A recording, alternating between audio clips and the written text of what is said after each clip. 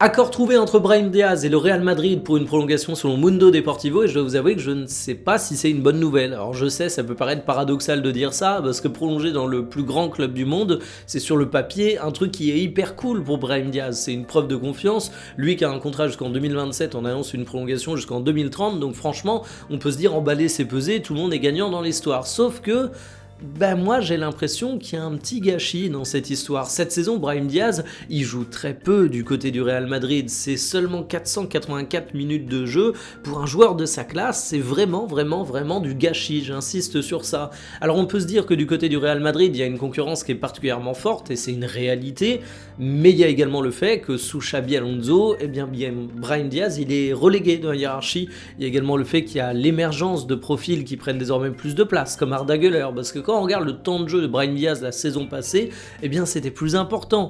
2290 minutes sur la saison complète, et on le voit, à 26 ans, c'est un joueur qui est très en forme, qui a besoin de jouer. À la CAN, il arrive à être au niveau des exigences qui sont pourtant très élevées, donc j'espère vraiment que la situation va évoluer de son côté. En tout cas, ne serait-ce que la saison dernière prouve que le Real Madrid n'est pas fatalement une impasse pour lui. Tu peux dire que d'ici 2030, il y a quand même 4 saisons et demie, va y avoir du changement, ce sera peut-être pas toujours Xabi Alonso sur le banc du Real Madrid, donc on va voir de quoi l'avenir de Brahim Diaz sera fait, mais moi c'est un joueur que j'adore, c'est un joueur que j'aime voir jouer, donc j'espère que cette prolongation n'est pas synonyme de placard. On se doute que le joueur avait également quelques ambitions de temps de jeu au moment de négocier son contrat, on attend en tout cas l'officialisation.